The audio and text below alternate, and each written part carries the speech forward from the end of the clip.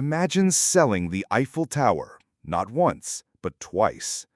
It sounds impossible, almost laughable. The Eiffel Tower isn't just a monument. It's Paris. It's France. It's a symbol recognized around the world. And yet, in the 1920s, one man dared to claim it as his own. He forged papers, staged meetings, and convinced powerful businessmen that the tower could be theirs for the right price. Who could possibly attempt something so outrageous? What kind of mind looks at the most famous landmark in France and thinks, I can sell that? And perhaps the most important question of all, how did he pull it off, not once, but twice? This is not a fairy tale. This is not fiction. What you're about to hear is one of the boldest scams in modern history. A story that exposes as much about human nature as it does about one clever man with the courage or the audacity to risk it all. To understand this story, you have to step back in time. Paris, the roaring 20th century. The First World War had ended, leaving behind both scars and opportunities. The city was alive with glamour and innovation. Jazz spilled from cafes, artists painted in cramped studios, writers scribbled late into the night, and tourists flooded in to marvel at the so-called City of Light. But beneath the glamour, corruption and desperation festered. The war had drained fortunes, inflation bit hard, and where money is tight, schemes flourish. The Eiffel Tower itself was caught in a strange place in history. Today, we think of it as eternal, unshakable, permanent. But in the 1920s, many Parisians still hated it. To them, it was an eyesore. It had been built for the 1889 World's Fair, and even then it was supposed to be temporary. By the mid-1920s, whispers floated across the boulevards and cafes. Perhaps it should be torn down. Perhaps the iron should be sold as scrap. And that was all Victor Lustig needed. Victor Lustig, a name few outside of conmen's circles remember, but in his day he was a legend. Elegant, charming, multilingual. He could slip into a crowd of diplomats or gamblers and belong instantly. He wasn't just a con artist, he was an artist of confidence. A man who knew that the most powerful tool in the world is belief. Because belief, once planted, grows quickly, especially when watered by greed. And that is where this story begins. Over the next hour, we're going to step into smoke-filled hotel rooms, walk through hidden negotiations, and watch the Eiffel Tower itself dangle between pride and profit. You'll see how one man danced with risk at every step, how he exploited ambition, and how he disappeared into history with pockets full of cash. But I want to warn you now, this story is not only about Victor Lustig, it's also about the businessmen who wanted so badly to profit that they ignored their doubts. It's about the lure of wealth that makes fools of the smartest men. And in the end, it's about all of us. Because who among us hasn't been blinded by the promise of something too good to be true? So settle in. Picture the Eiffel Tower, its iron frame shimmering in the Parisian sun. Imagine the bustling cafes, the hungry investors, the secretive letters, and the shadowy figure of a man who dared to think bigger than anyone else. This is the story of Victor Lustig, the man who sold the Eiffel Tower twice. Paris. The year is 1925. The guns of the Great War have fallen silent, but their echoes still haunt the boulevards. The City of Light is alive again, but not untouched. Beneath the sparkle of jazz and champagne, Paris is a city scarred, stitched together with contradictions. On one hand, it is a golden age. The cafes along the Champs-Élysées buzz with chatter in French, English, German, and Russian. Artists and writers from every corner of the world pour into Montmartre, Montparnasse, chasing inspiration and cheap rent. Josephine Baker dazzles audiences with her performances. Ernest Hemingway scribbles in smoke-filled cafes, and Pablo Picasso paints in studios cluttered with canvases and bottles of wine. Jazz spills into the night air, clinking glasses echo through cobblestone alleys, and for a brief moment it feels as though the war never happened. But look closer, and you'll see another Paris, one struggling beneath the weight of post-war reality. Inflation eats away at savings. Veterans, broken and forgotten, beg on the streets. Politicians bicker while corruption spreads through government offices. For every cafe overflowing with life, there is a family quietly starving behind shuttered windows. Paris is both the city of dreams and a city of desperation. And desperation, history tells us, is the perfect soil for deception. At the very heart of this paradox stands the Eiffel Tower. Today we think of it as eternal, a postcard symbol, a monument you cannot imagine Paris without. But in 1925, the tower was a subject of ridicule and resentment. When it was first unveiled for the 1889 World's Fair, critics called it a monstrosity, a tragic street lamp, an iron skeleton disfiguring the Parisian skyline. Many of Paris's leading artists and writers signed petitions demanding it be torn down. It was only meant to stand for 20 years.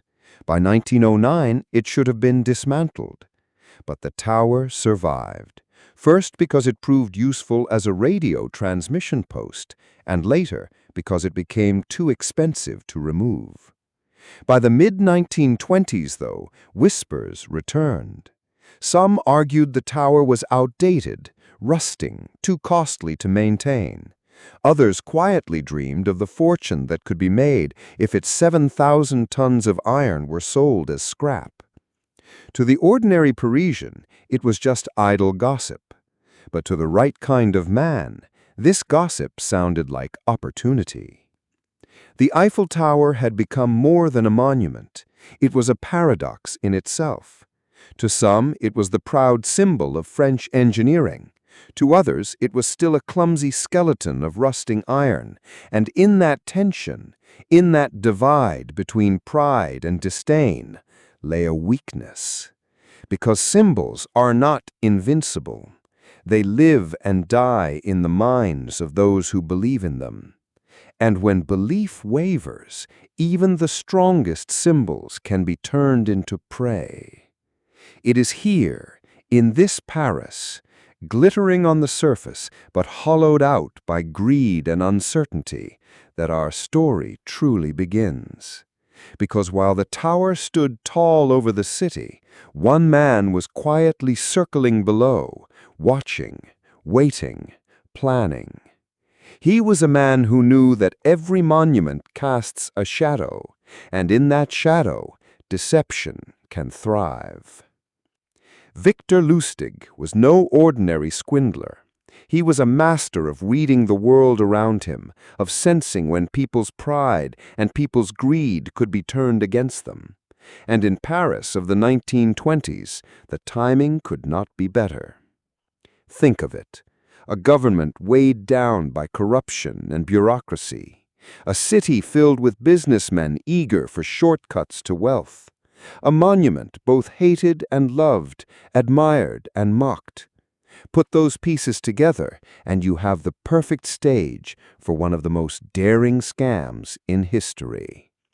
The tower itself seemed to invite it. Its critics wanted it gone.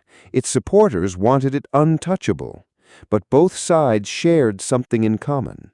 They believed the tower's fate was uncertain. And uncertainty is the conman's best friend. Because when people are unsure, they're easier to persuade. When they want something badly enough, whether that something is profit, prestige, or survival, they'll ignore their doubts, overlook the cracks, and sign the dotted line. And Victor Lustig knew how to make them want. So picture Paris in 1925.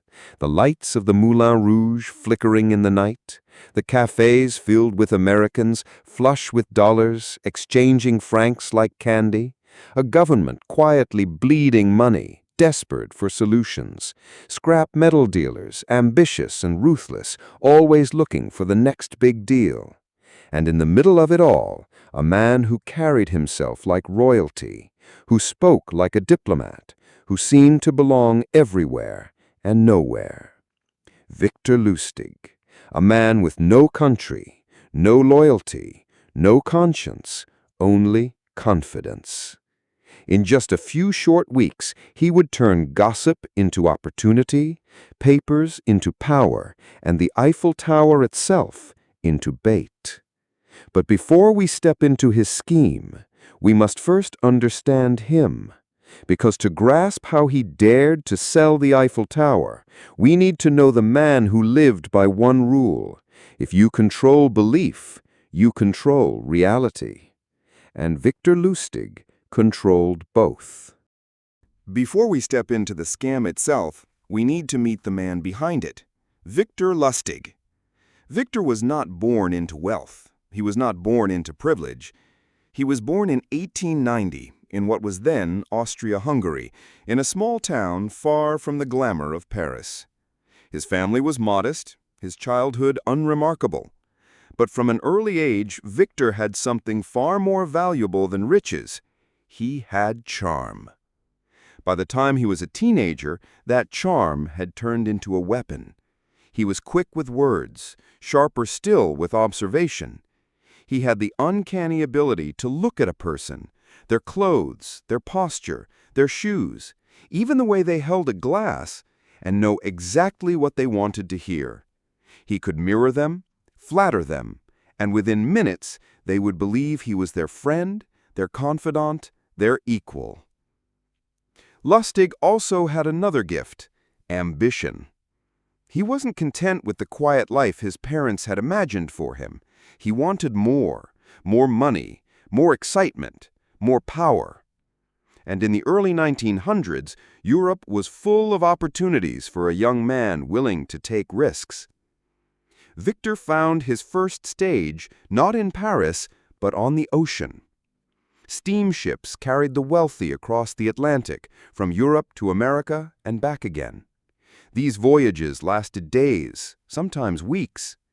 The ships were floating worlds of luxury, filled with businessmen, aristocrats, and tourists with money to burn.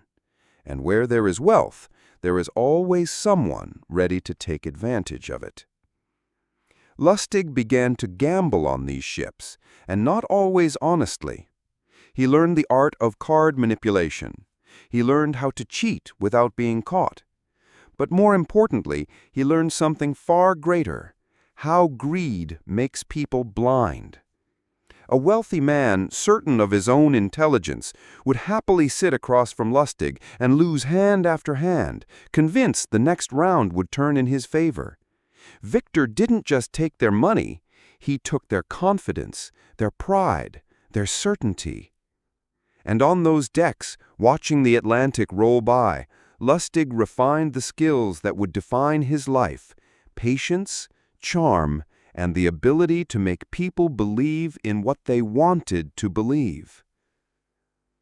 As the years passed, Victor's ambitions grew.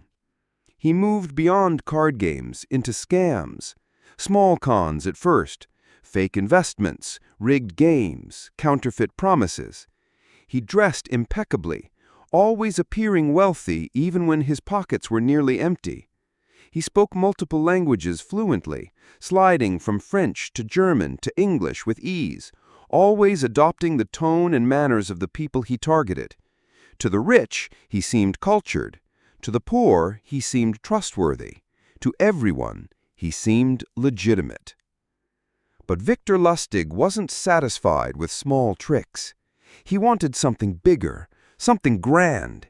He wanted to be remembered. And one of his most notorious inventions was a machine, or at least what had appeared to be one. It looked like a finely crafted box with slots, gears, and intricate details. Victor would present it as a money-printing machine. He would demonstrate it by inserting a blank piece of paper and turning the handle. Minutes later, out would come a real banknote, authentic, crisp, and clean. In truth, Victor had preloaded real bills inside the box. The machine itself was worthless, a piece of theatrical carpentry, but to the greedy, it looked like magic. He sold this so-called machine to wealthy men across Europe and America, each time making thousands of dollars. And when the victims realized the machine was a fraud, Lustig was long gone, already on to the next scheme. This was the essence of Victor Lustig. He never sold products, he sold belief. He understood that what people craved most wasn't money or power, but the illusion that they were smarter than everyone else, that they were getting an opportunity no one else had. He gave them that illusion, and they paid dearly for it. By the early 1920s, Lustig had built a reputation in the underworld as one of the smoothest con men alive. He wasn't violent, he wasn't crude, he didn't need muscle or threats. His weapon was confidence.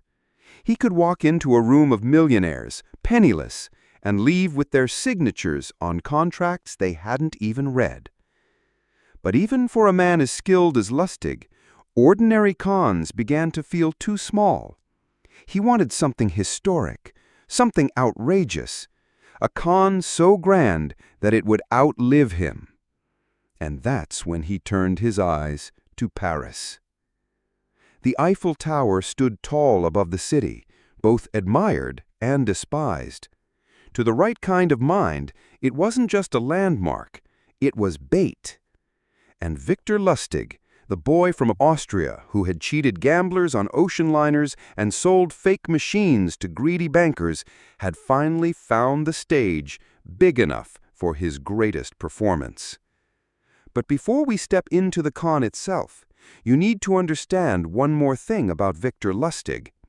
He was not reckless. To many, his scams seemed daring, almost suicidal. But in reality, Lustig was meticulous. He studied his victims. He prepared every detail. He rehearsed his role until it became second nature. When the curtain rose, he wasn't improvising. He was performing. And that performance of a government official selling off the Eiffel Tower would become one of the greatest acts of deception the world had ever seen. Victor Lustig was no petty thief. He was a maestro of confidence, conducting greed like an orchestra. And in 1925, his masterpiece was about to begin. By 1925, Victor Lustig had chosen his stage, and the Eiffel Tower loomed above him as both opportunity and challenge. But a scam of this scale couldn't be rushed. It had to be studied, rehearsed, perfected. And Lustig, the eternal student of human weakness, began with research. Parisian newsclippers carried endless chatter about the tower. Some hailed it as an engineering marvel. Others dismissed it as an ugly, rusting relic of a past fair. Maintenance costs were soaring, and the government was quietly debating what to do. These whispers were enough for Lustig. Day after day, he sat with papers spread before him in Parisian cafes, reading every line about the tower. He made notes, memorized public opinions, and shaped them into a narrative he could weaponize. The key was simple. If the French government itself seemed uncertain about the tower's future, then surely the businessmen of Paris would be willing to believe it might be dismantled. But study alone was not enough. A scam of this magnitude required theater, and Victor Lustig was ready to perform. Lustig had always been an actor, slipping into roles as easily as other men slipped into coats. Now he became a high-ranking government official. He forged documents with official seals, producing letters that looked as though they had been pulled from a ministry's drawer. He rented a suite at the Hôtel de Crillon, one of the most prestigious hotels in Paris, the kind of place where true officials did their work. Every detail mattered. His clothes tailored perfectly, his mannerisms formal but approachable, his papers stamped and signed. By the time he walked into that hotel suite, Victor Lustig wasn't a con man anymore. He was a deputy director of the Ministry of Posts and Telegraphs, tasked with a delicate mission, arranging the sale of the Eiffel Tower for scrap. And soon, he needed buyers. Lustig carefully selected a group of scrap metal dealers, not too many, not too few, enough to make the deal look competitive, but not enough to make it chaotic. He sent out letters, inviting them to a confidential meeting at the Hôtel de Crillon, stressing the need for secrecy. The businessmen arrived, curious but cautious. They entered a suite where the curtains were drawn, the air thick with formality.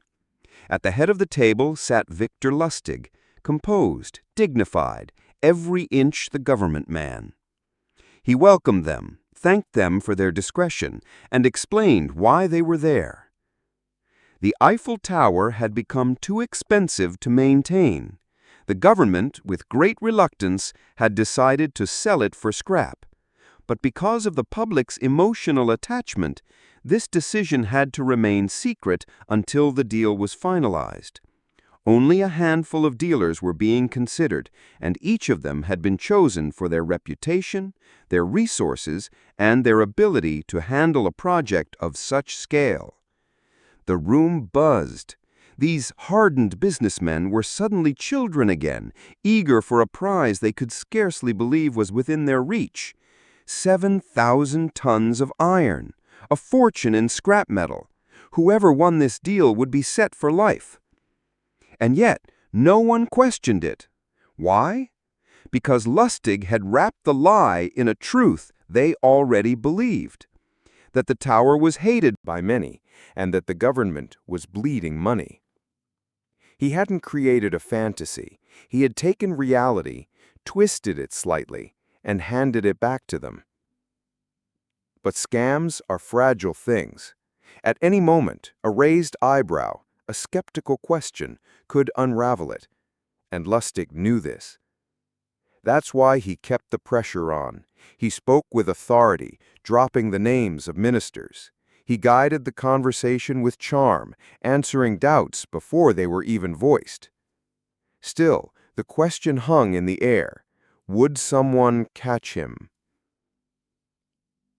The businessmen left the meeting intrigued, excited, and greedy.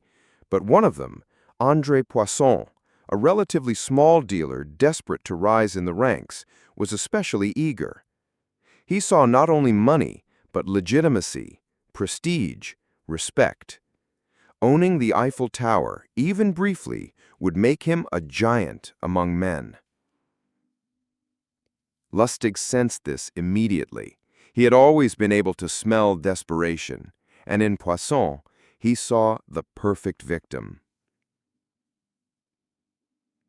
Days later, Lustig arranged a private conversation with Poisson. He leaned in close, lowering his voice. He spoke not as an official, but as a man burdened by the corruption of politics. He confessed that arranging the sale of the tower was a thankless task, and that he himself was poorly compensated. It was a brilliant move, not because it was true, but because it gave Poisson exactly what he wanted: the chance to feel smarter, savvier, more connected than his rivals. By hinting at a bribe, Lustig made Poisson believe he was getting inside access. Poisson bit. He offered a bribe. He signed the papers. He handed over a massive sum of money to secure the contract. And in that moment, Victor Lustig had sold the Eiffel Tower. The deal was done. Poisson was ecstatic, already imagining the fortune he would make, the respect he would command. He believed he had outsmarted everyone else, including the French government itself. Meanwhile, Lustig packed his bags, quietly, calmly, efficiently. By the time Poisson began to ask questions, Lustig was gone. He had boarded a train to Austria, pockets heavy with money, reputation intact. And here's the most remarkable part. Poisson never reported the crime. His pride wouldn't let him. To admit he had been conned was to admit he had been a fool. And so Lustig's greatest scam passed without police, without trials, without headlines. Victor Lustig had done the impossible. He had sold the Eiffel Tower, and he had done it without a single protest, without a single raised alarm. It was a masterpiece of psychology, a heist pulled off not with force, but with belief. But Victor Lustig was not finished. For most men, that would have been enough, a lifetime's worth of money, a legend sealed in history. But Lustig was not most men. For him, the thrill wasn't just in the money, it was in the game. And so when the dust settled, when the whispers died down, Victor Lustig returned to Paris. Because once wasn't enough, and the man who sold the Eiffel Tower was about to sell it again. Most men would have stopped after the first sale. Victor Lustig had stolen a fortune. He had humiliated powerful businessmen. He had outwitted the city of Paris itself. The smartest move would have been to vanish into history, to live quietly off the spoils of his crime. But Victor Lustig was not most men. For him, the thrill was never just the money. It was the dance, the performance, the deception, the rush of pulling off the impossible. And so, just months after fleeing Paris, he came back. This time, the city was not the same. Whispers of the scam lingered. The story had never reached the newspapers, but in business circles, quiet suspicions had spread. Scrap metal dealers spoke in hushed tones of a government man who had taken money and vanished. Names were not certain, details were fuzzy, but the echo of the first sale was still there. And into this dangerous atmosphere, Victor Lustig returned. Once again, he rented rooms at the Hôtel de Crillon. Once again, he dressed the part of a government official. Once again, he forged letters with official seals, stamped and signed with precision. To an outsider, it was the same play all over again. But beneath the surface, the risks were higher. This time, the dealers were wary. The whispers had sharpened their instincts. They knew opportunities too good to be true often hid teeth. Lustig had to work harder, play smoother, perform with even greater control. He sent invitations to another hand-picked group of scrap metal merchants. They entered the suite, looked around, and studied him with sharper eyes. The same speech, the same promises, the same secrecy. But this time, doubt lingered. One man asked questions Lustig hadn't heard the first time. Another pressed harder for details.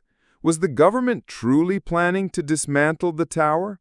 Why had the decision not been made public? How much exactly would it cost? Each question was a potential crack in the performance.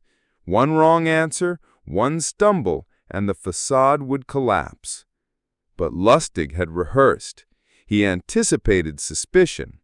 He spoke with calm authority, explaining that secrecy was essential to prevent public outrage. He hinted at political infighting, bureaucratic delays, and the need for trusted businessmen to act discreetly. His answers were smooth, confident, and precise. And for a moment, it worked. The men leaned back, their doubts softened, but the tension never vanished. The real struggle now was not between Lustig and a single victim. It was Lustig versus the weight of suspicion itself. His charm against their caution. His lies against their logic.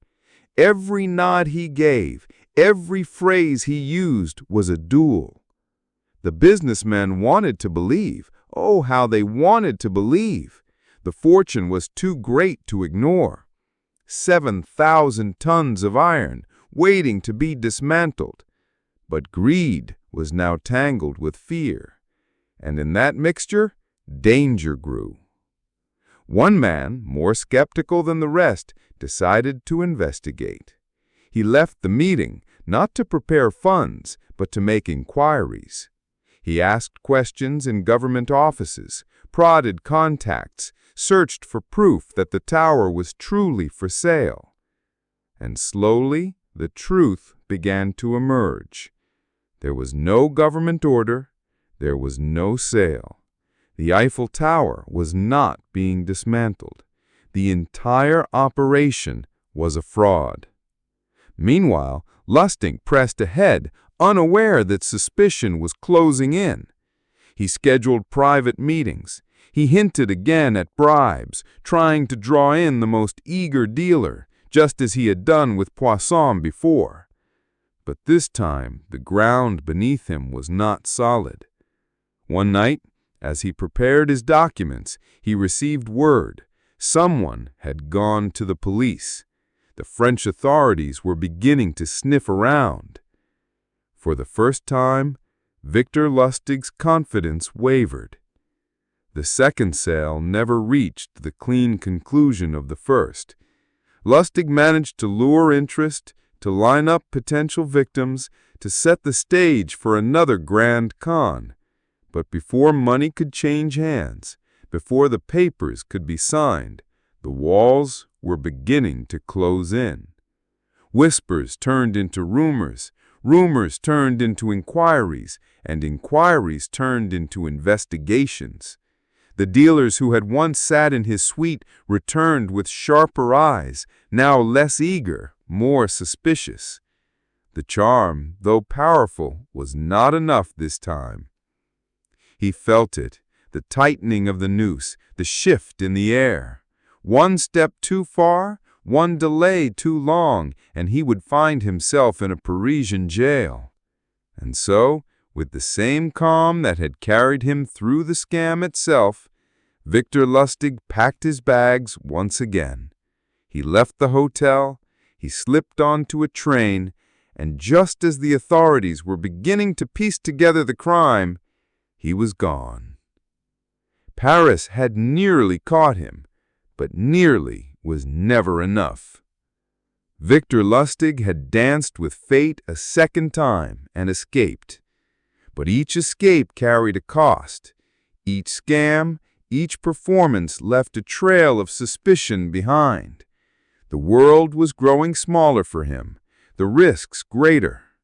And yet, even after selling the Eiffel Tower twice, Lustig's story was far from over, because the man who conned Paris would soon set his sights across the Atlantic, on America, on millionaires, and even on Al Capone himself.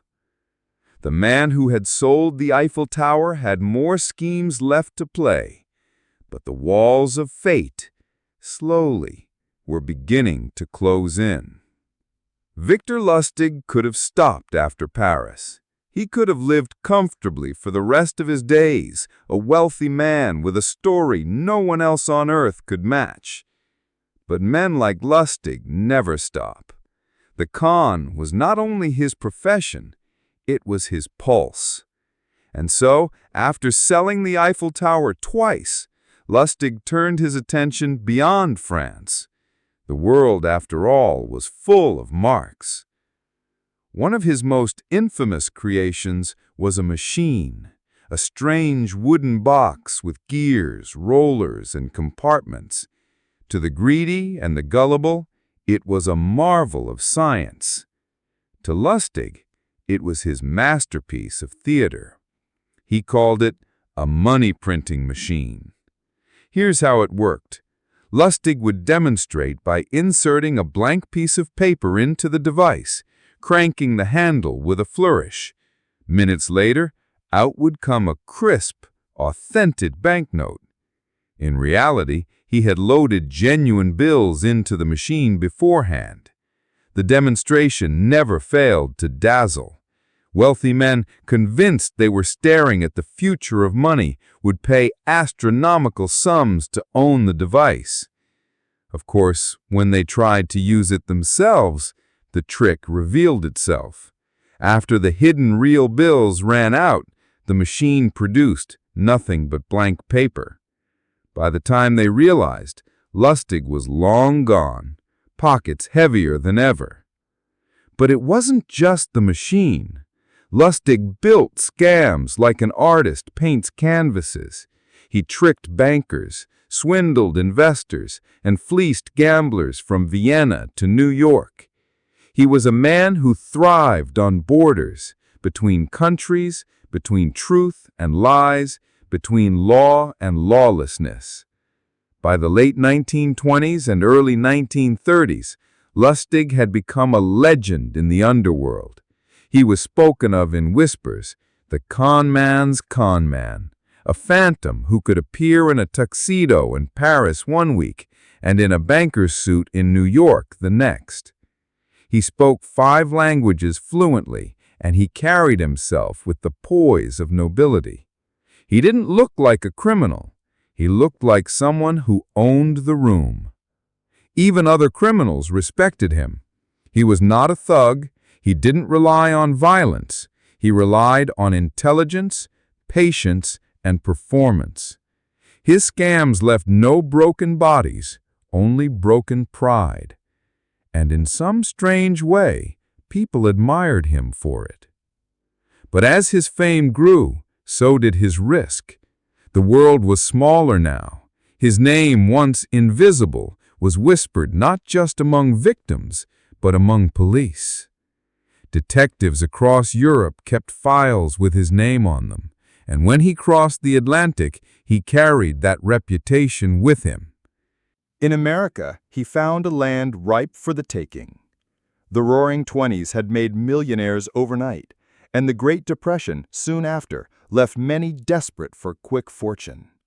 Both conditions were perfect for a man like Lustig.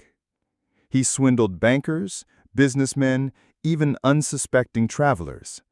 And for years he moved like a ghost across the country, always one step ahead. But then, Victor Lustig made a mistake. He crossed paths with the wrong man. That man was Al Capone. Capone was no ordinary mark. He was the most feared gangster in America, ruthless and merciless. Most con men would have avoided him entirely, but Lustig, bold as ever, decided to try his hand.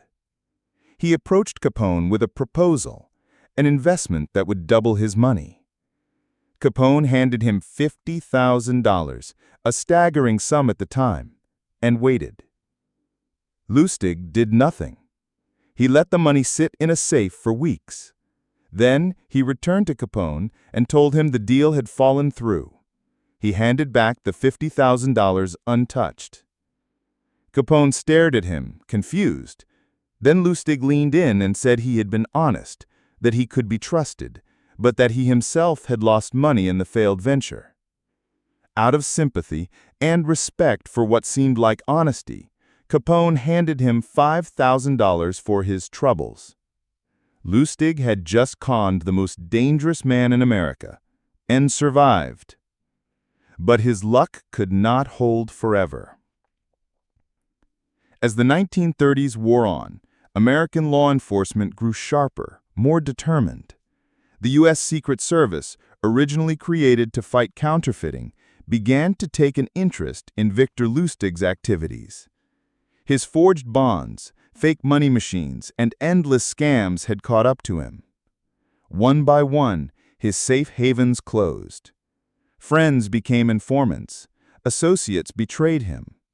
The law was no longer steps behind. It was on his heels.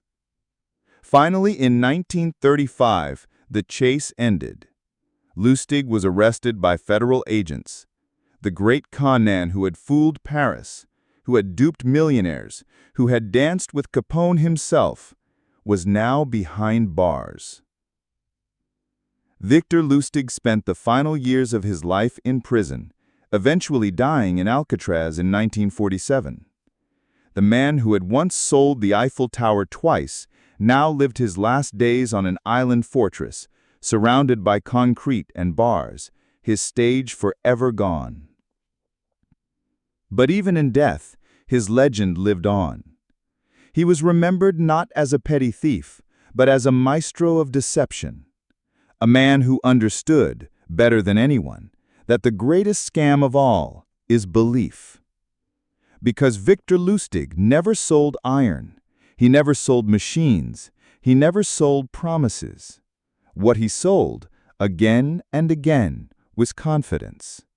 And as long as greed exists, as long as pride blinds men to the truth, the spirit of Victor Lustig will never truly die. He was the man who could sell the Eiffel Tower twice. Victor Lustig's story is remarkable, but not just because of what he did. Yes, he sold the Eiffel Tower twice. Yes, he created fake money machines, outsmarted bankers, and even fooled Al Capone. But if you look closely, you'll see that Lustig's real talent wasn't in the scams themselves. It was in people. He understood them. He studied them. He knew what they wanted, and he gave it to them. The businessmen who sat in that hotel suite in Paris didn't hand over their fortunes because Lustig forced them. They did it because they believed. They believed they had been chosen for a secret deal. They believed they were smarter, savvier, more deserving than their rivals. They believed in the dream of easy fortune. And belief, once planted, is stronger than reason. That's the real lesson of Victor Lustig. He didn't just exploit systems or forge papers. He exploited the human heart, our pride, our ambition, our hunger for shortcuts. He proved that even the strongest men, the richest, the most respected, could be blinded by greed. Think of André Poisson, the scrap dealer who fell hardest in the first sale. He never reported the scam, not because he was powerless, but because his pride wouldn't let him. To admit he had been tricked was to admit he wasn't as clever as he thought. And so, Lustig walked free, untouched, because his victim's ego protected him. And in that irony lies the genius of the con. The very thing that makes us vulnerable, pride, greed, the desire to get ahead, is also what keeps us silent when the truth is revealed. So when we look back at the man who sold the Eiffel Tower, it's easy to marvel at his courage, his cunning, his charm. But the deeper truth is harder to face. The real story isn't about Victor Lustig alone. It isn't even about the Eiffel Tower. It's about us. It's about how far people will go when blinded by the promise of wealth.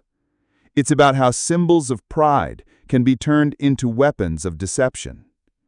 It's about the oldest weakness in human nature, greed, will always open the door for the clever and the ruthless. And so, when you next walk beneath the Eiffel Tower, look up at its iron frame and remember, once, not long ago, a man sold it to the highest bidder, twice. But the real story isn't about the Eiffel Tower. It's about how far people will go when blinded by greed. That is the legacy of Victor Lustig. Not just a trickster's tale, but a mirror held up to human nature itself. You've been listening to The Story Horizons. Every tale leaves us with a lesson, and every horizon hides another story. Until next time, keep looking beyond, and don't forget to subscribe for the next journey.